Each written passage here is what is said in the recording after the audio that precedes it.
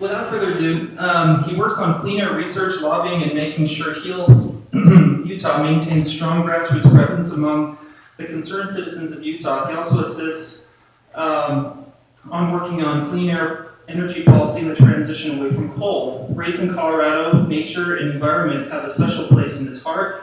He received his bachelor's degree in sociology from Western State Colorado University in Gunnison, Colorado, and his master's in public administration from the University of Utah here in Salt Lake City, all the while clocking as many days snowboarding and mountain biking naturally as possible and competing in big mountain freeride events all over the United States.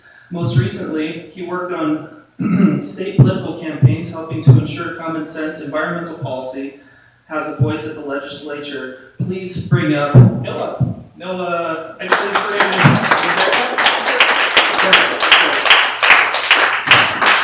Cool. Thanks for coming up, guys. Thanks for the intro. I appreciate that. So my name is Noah. I met Jean Marie a few weeks ago at an event down in Orem, and she invited me to come speak here. I'm more than happy to. So excited to see this great turnout. So like I was introduced, I work for HEAL Utah. So we're an environmental nonprofit. We work mostly on clean air, air quality issues, and renewable energy and the transition away from coal. And we do that in a multitude of different ways, but we're a small nonprofit. The most recent person on staff, and I think this is 6 people. So we really rely on our grassroots outreach and strength through the people's collective voice. So I'll do a little PowerPoint, and what we'll do is we'll talk about the air quality issues facing Utah, Utah County, and the Wasatch Front. We'll talk about the current legislative session, because Utah has what you call a short legislative session, so it's about 45 days of chaos. And if you're familiar with the political dynamics of Utah, crazy things can happen overnight. If you remember a certain coal port, $54 million going to that last year. So we really are busy this time of year, and it's kind of gratuitous that it happens right during the inversion season, because that means very energized and concerned citizenry, and so that's we're able to tap into that as well. And then we'll talk about policies that we're keeping our eye on, and then most importantly, how you, folks like you can get involved. That is the most important part of my job. So I'll do a little bit of background about HEAL, what we do, where we came from, how we formed from a small organized group of concerned neighbors into a statewide lobbying and political force and grassroots force. So HEAL began about 20 years ago as FAIR, which was Families Against Incinerator Risks. So many of you have known in the 80s and the 90s, the Army Depot in Tooele was incinerating chemical grade weapons. And the effect on people and workers living downwind, these people were known as downwinders, was not really being considered. So a few brave people in the community started attending hearings, asking tough questions, requesting publicly available documents, and getting others involved. And they soon created this grassroots group and expanded work to work with whistleblowers, to take the Army and its contractors to court for these pollutions that were making people sick, essentially.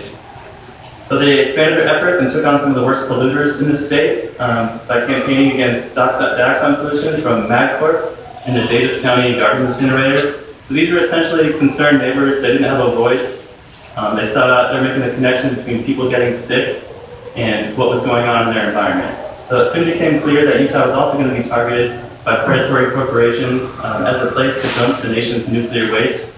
So Energy Solutions has a tiny little hole out in the West Desert. It's about 7 feet deep, and there's low-grade uranium out there, and potentially they could dump a whole lot more out there. So we're always keeping our eye on that and fighting back. And Utah doesn't produce this waste. It's Illinois, it's New York, it's other places like that. So we shouldn't take it. That's our stance.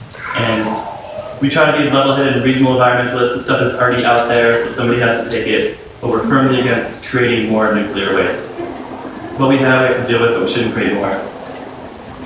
So FAIR decided to spread its wings in 2001, and we became the Healthy Environmental Alliance of Utah. And we've gone through a few different changes since then, but essentially in our form today, we do clean air and renewable energy. So we started out with nuclear. Started the nuclear watchdog and the pattern of abuse from the nation's industrial mining industries. Milling, waste, disposal of weapons test practices were really being dumped on Utah in a disproportionate manner and it's making our people sick. So one thing we've been keeping our eyes on in this respect is the Blue Castle project. And this is a 3-unit reactor proposed right on the Green River in Utah. And this is a huge mess. Right now, we don't think it's really going to happen because there's not the funding, but we're keeping an eye on it. Yeah, you see that sweet logo. We don't want that. For coal and renewables, so we work to push Utah's largest largest utility, Rocky Mountain Power, away from coal and towards renewable energies. And Rocky Mountain Power supplies about 70% of the state's power, and a large percentage of that portfolio, about 70%, comes from coal. I know Utah County has its own utility, and we work with those groups as well, but mostly we're with Rocky Mountain Power because they have such a huge influence on the power creation in Utah. So clean air, that's probably a lot of the reason why we're here today, because we're concerned about what we're breathing, what our kids are breathing, why can't we go outside on certain days, and what are we doing about it? So clean air, or lack thereof, is what really brings people out and utilizes the grassroots energy. It's the dominant environmental issue in northern Utah, I would say, particularly during wintertime inversions. So the inversions are a result of both distinct geographic and climate character of northern Utah. We have these mountains surrounding us. We have the cold air that sinks down from the mountains. But the levels of fine particulate matter, which is PM 2.5, so it's particulate matter that are no more than 2.5 microns in width. These are pollutions that come from nitrous dioxide, carbon dioxide, methane, things like that. These are particularly harmful because of their size. They get into your lungs, they get into your bloodstream, and they affect you even at small levels, and they're particularly hard on children, old folks, and people with asthma.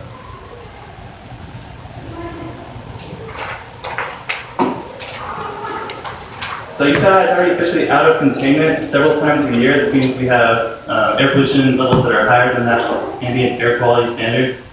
And this is something you might have heard about the state implementation plan. If Utah doesn't shore this up and have an actionable plan by the end of the year, that's when the federal government would come in. And for a state that claims to hate federal government intervention, it seems like we want to take this on more. So while we might not be able to change the factors of Utah's climate or our geography, what we can absolutely influence is what we put into the air. And this comes from an individual level, and this also comes from the policy level. We'll talk a little bit more about that. So a lot of people like to point at one thing in Utah, in the Wasatch Front, whether it's refineries or cars or this or that, or the big open pit mine. They like to point as one thing as the main contributor to our air quality problems. But really, there's no single answer. There's no silver bullet that will do this, because of the wide variety of where pollution comes from. So you see the graphic up there. About 48% comes from automobiles, 39% various sources like home and business, and this comes from inefficient water heaters, ways of heating our homes, things like that. And then about 13% from power sources like heavy industry and refineries. So it's not all insignificant, but we have to approach these in many different ways. So the people who say there's low-hanging fruit and there's one solution, they're either lying or they don't know what they're talking about. So you can correct them after this. So much of the vehicle pollution on the Wasatch Front is caused by a small percentage of the least efficient cars. So on the individual level, the more we're being aware of the kind of car we're driving, making sure they're up to standard, carpooling, taking public transportation, this can make a big difference. Utilizing more efficient appliances, this will decrease our home and building impacts on air quality. And this is especially important about wood-burning stoves and how we heat our homes. On the government side, the state government has air quality measuring systems up and down the Wasatch Front, but like most environmental government entities, they're way underfunded, so they're not necessarily the best at reporting the kind of, or reflecting accurately the kind of air problems we're facing. So this gets more into the policy side and how we can influence our legislators to appropriate the money that they need. So we'll go into the legislative process because that's really important right now. It's really important year-round. Utah, like I said earlier, has a 6-week legislative session, but throughout the year they'll have interim sessions, meaning they'll come up with their agenda for the upcoming legislative session. So, the legislative process, and it's I'm sure many people know about this. It's like a bright group. I didn't know much about it before I started studying, but I'll give a quick rundown of how the legislative process works and where we as concerned citizens can intervene and make sure our voices are heard and make sure that clean air and renewable energy issues are on the minds of our representatives. So when an idea is developed, so a legislator will draw these ideas from numerous sources. Very rarely in Utah will a legislator create their own bill. They will very rarely write their own language. Mostly they get approached by concerned citizens, lobbyists, or industry. And when they get in trouble is when they have nothing but industry like Materko or Energy Solutions or Rocky Mountain Power whispering in their ear. That's why it's important for us at this level to reach out. If you have a good idea, if you've ever been driving around the Wasatch Front or out hiking, and you saw something that this is dumb, like we can do better on this, it's potential that idea just hasn't been discussed. So it's important to reach out to legislators, jot these things down, keep an open mind about that.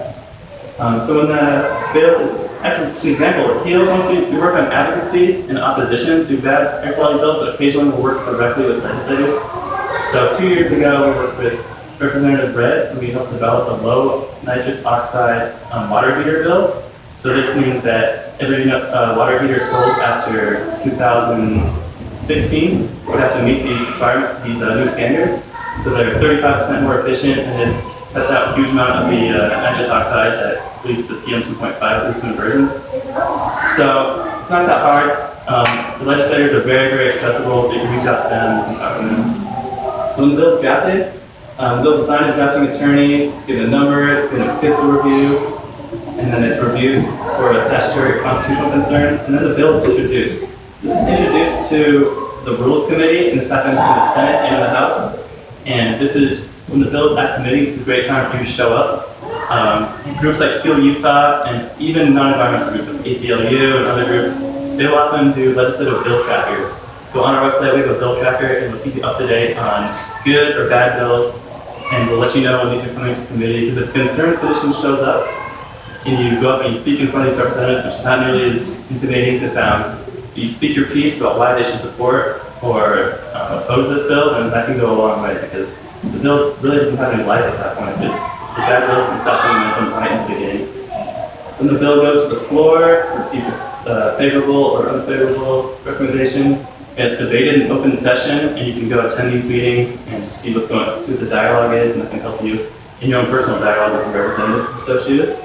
So then the bill, if it passes in both houses in the legislature, it goes to, it's prepared for the governor's action, and then the bill sees the governor's action. So this is another point. If this is a terrible bill and somehow it's flown all the way through, we can reach out to the governor, and he will hopefully be receptive. So there's essentially 3 points in the legislative process where you as concerned citizens can get involved and reach out to your legislators. So the important thing, there's a handout up there that says Citizen Lobbying Advocacy Tips.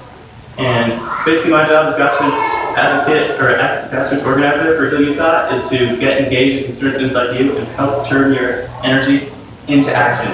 And that's what citizen lobbying is. So you can contribute to the air quality and renewable energy issues by writing a letter to the editor. This will help shape the public dialogue. 200 words or less, spell check it, send it out to Trib, Deseret News, local newspapers. They'll often publish these if they're well written. And these help contribute to the public dialogue and keep these issues present. 10 or 15 years ago, air quality issues were not in public dialogue in Utah, and groups like concerned citizens like you, HEAL Utah, and other groups have helped make this an issue. So you can testify in public hearing, we touched on that just a little bit earlier. You can invite your representative, and this always sounds more intimidating than it is, but this is the state legislative website. If you haven't been to it before, it's le.utah.gov. If you don't know who your representative is, you can type in your address and it will bring you right to them. So this is a representative from Ogden, but it has a cell phone number, it has email, it tells you a little background for him, and what's really important is to help develop relationships with these individuals outside of the legislative session. So in the summer, in the fall, that's when they have more free time. And they love hearing from constituents much more than they like hearing from lobbyists, whether it's Energy Solutions or another environmental lobbyist. So when they hear you and they hear a concerned voter, and then it clicks in their head that losing or gaining a vote over this issue, they're much more receptive. So you can also, I don't know if anybody made it to the Provo Clean Air Rally a few weeks ago, but those are important events just to raise the public awareness about the issues they're facing. Because I think a lot of people are concerned about these issues, but they're not necessarily sure what other people are doing about it, if anybody's doing anything about it. So when these groups happen, you can invite your friends, or if these events happen, invite your friends and let them know that there's a voice for clean air going on and that they can contribute to it. All right, so I'll give a quick rundown. I don't want to burn through all our time talking about these bills, but there's lots of good bills and there's lots of bad bills going through right now, and things change very quickly up there. And being in Utah, something weird is going to happen at midnight, and we're going to have to scramble and we're going to call all of you to help us. But so this top one right here, Energy Efficient Vehicle Tax Credit Amendment. So this is a tax credit for electric vehicles, and this has been on the books, and it's helped propel Utah into the top 10 state for electric vehicle adoption. And this is huge because electric vehicles can reduce emissions 60 to 99%.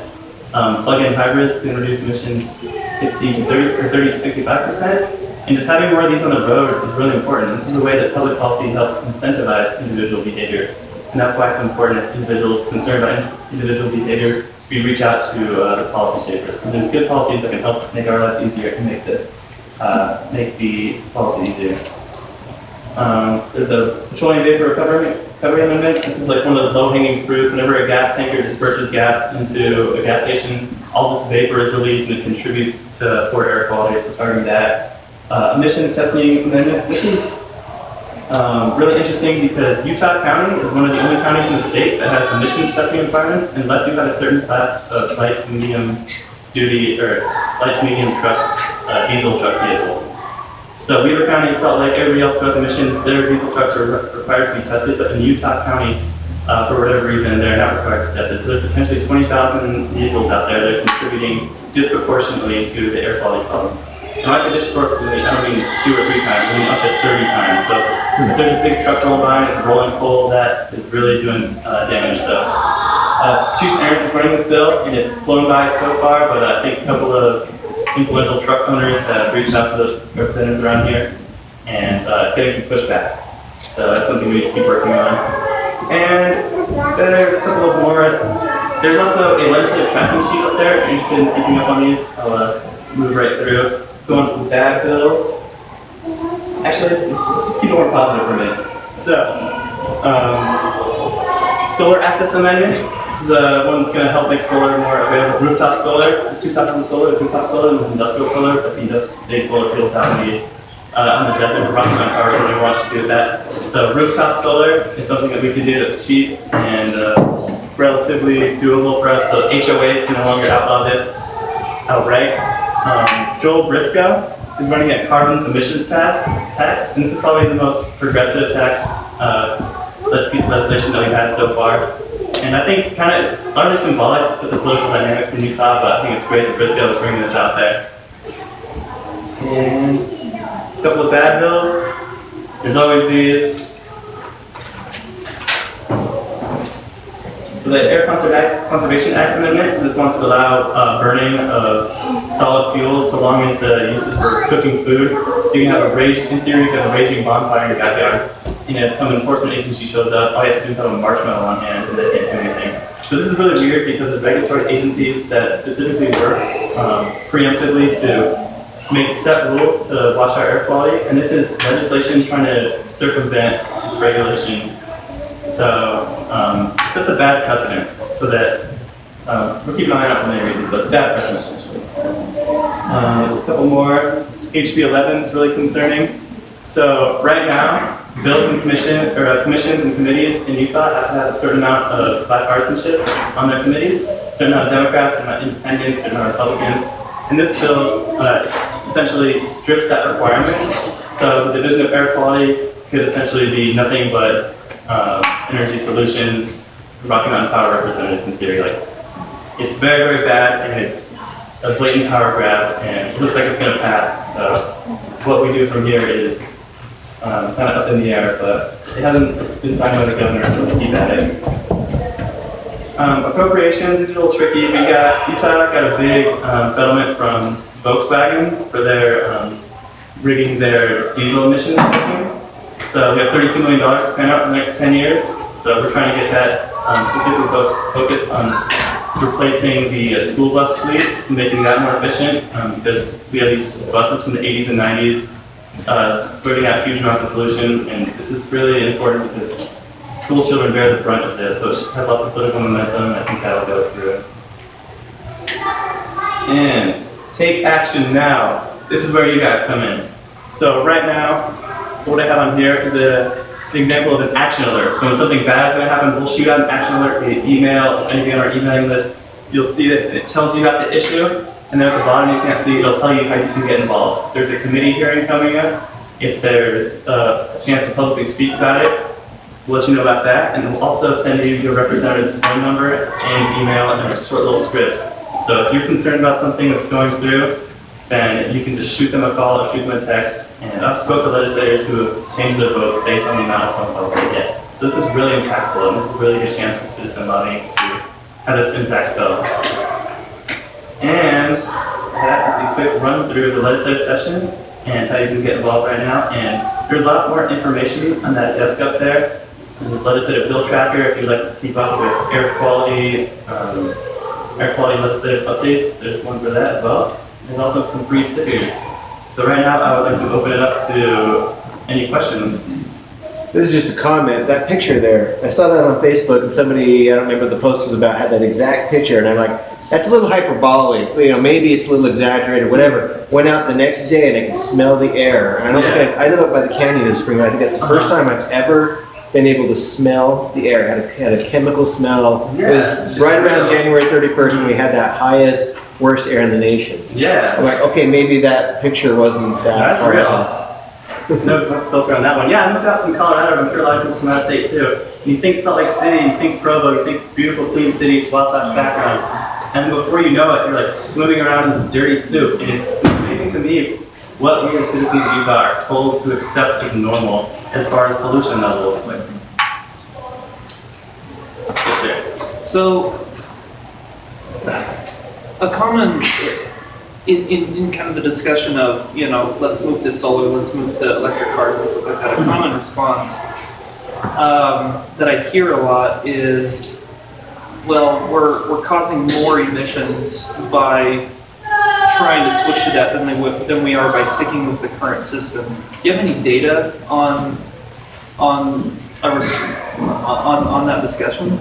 Yeah, so the hard data group is Utah Clean Energy, they're scientists, but one I'll give you, because I do that all the time as well, like making electric vehicles is dirty, but still the process of manufacturing an electric vehicle with its lifetime on the road is still 60 to 99% more efficient than the vehicles we have right now.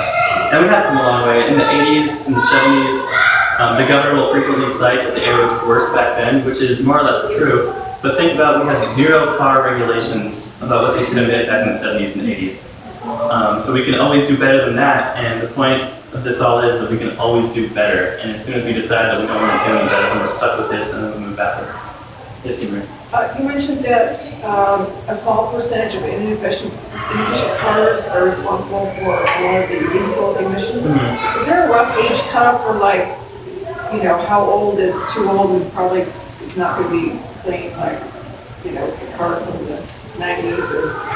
Well, I know some classic cars are exempt from this type of thing, so if you see cars spewing lots of trash out its tailpipe and it has a little plastic car, Yeah. I know they're exempt. maybe the... But this new bill coming from Patrice Arendt that would affect Utah County, I think it's Margaret Dayton is she's representative, she's trying to slip in a provision that would do just that, make it so cars before 2007 are exempt.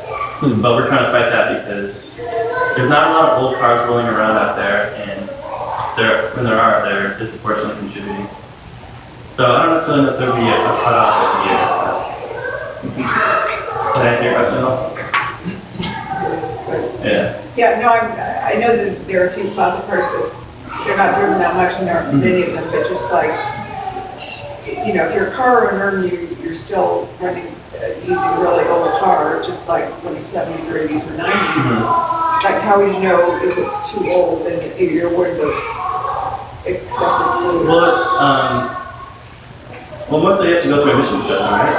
Yeah. So if you're going through emissions So testing, you don't pass emissions testing? yeah, and then there's things you can do to get your car updated. It can be a little expensive sometimes, but... Yes, sir. Yeah, so you mentioned that some of the counties here are in non-attainment. So what's the process like when the federal government comes in to try to correct it? Or do they fine each county, or how do they handle non-attainment areas? So it would be a statewide thing, and what is actually going to happen under this new administration is anybody's guess. But in theory, the federal government would come in and they would levy fines, and they would also be able to, which seems pretty dramatic, but it can be done. They can shut down heavy polluters for certain amounts of time during the non-attainment period.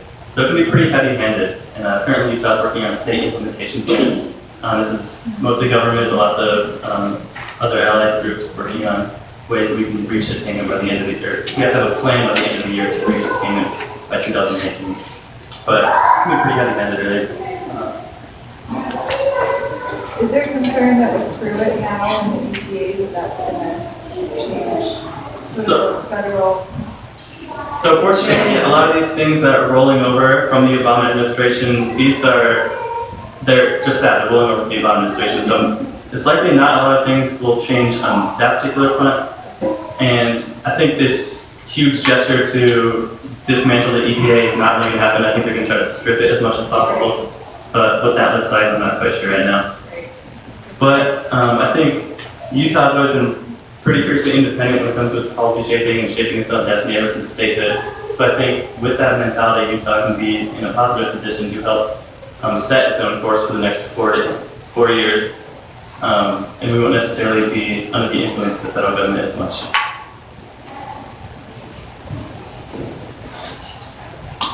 Question about tax incentives for electric cars. I don't know very much about it, but you mentioned there's some tax incentives. Can you say something? Yes, there's $500 to $1,500 tax incentive for purchasing an electric or energy efficient vehicle.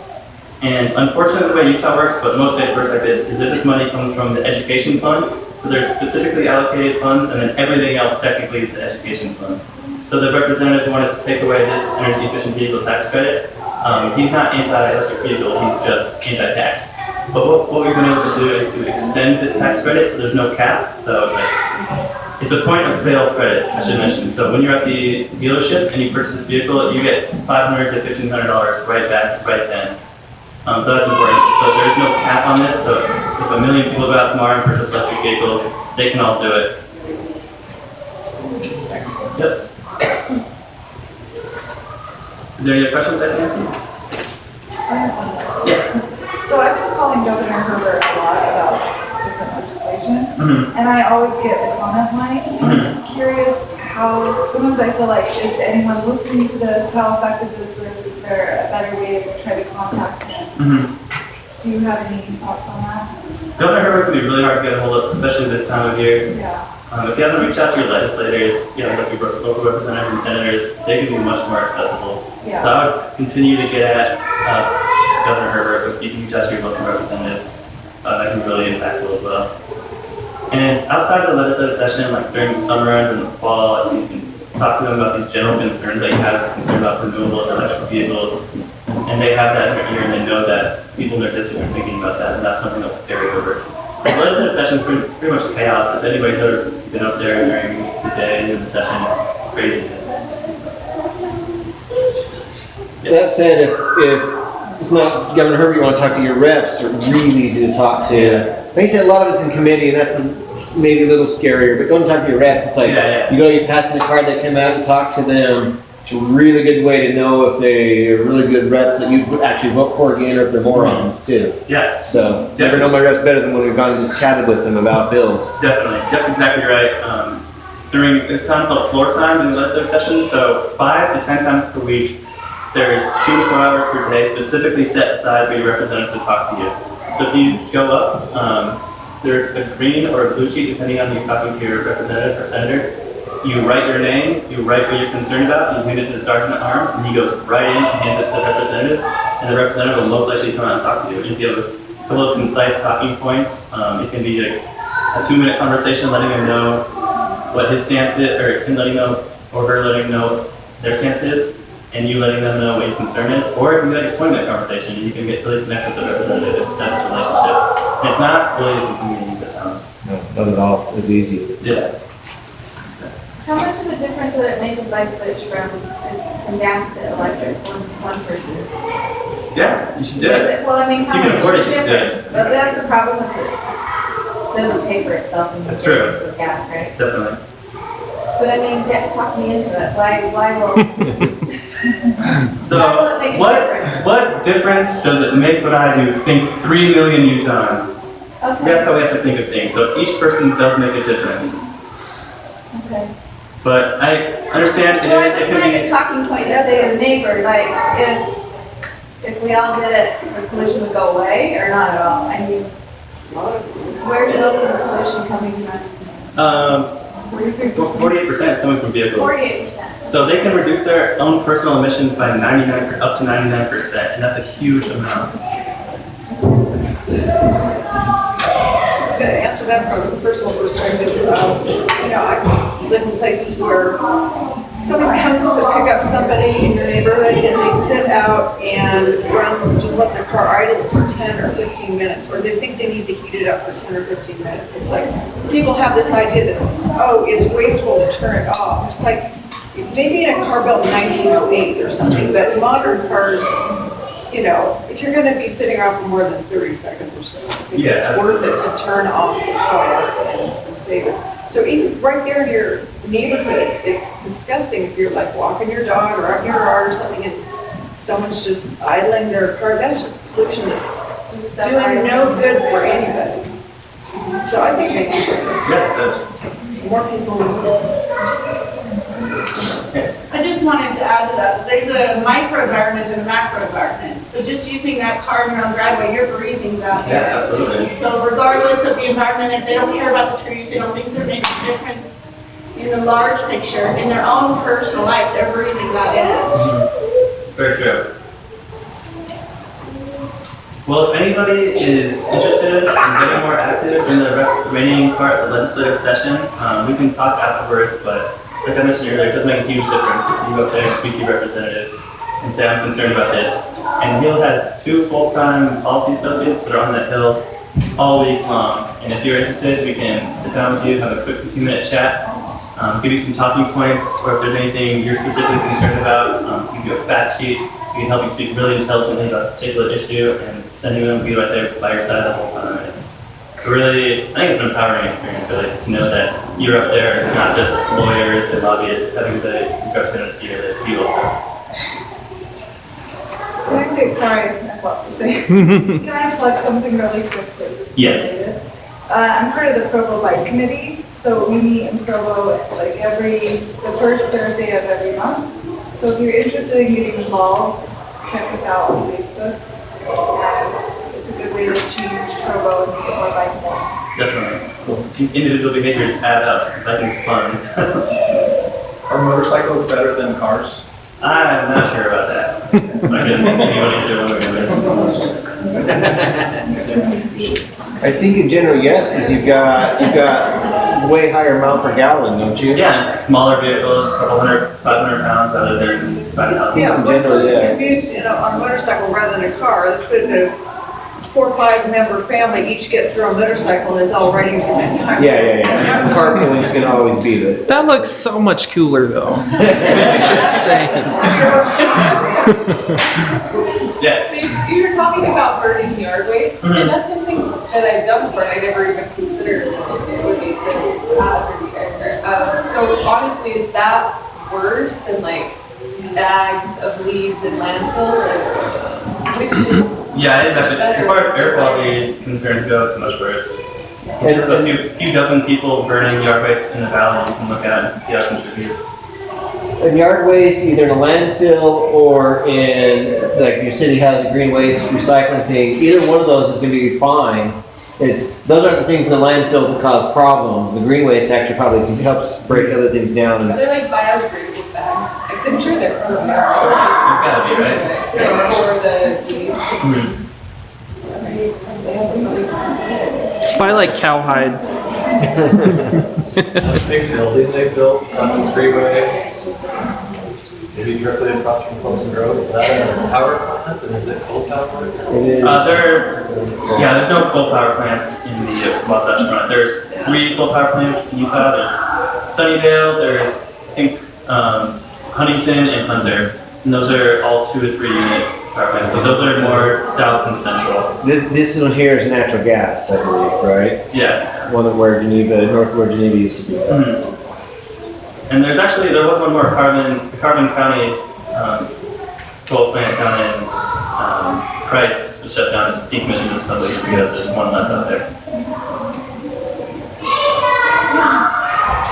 Well, if there's no more questions, thank you very much for listening to my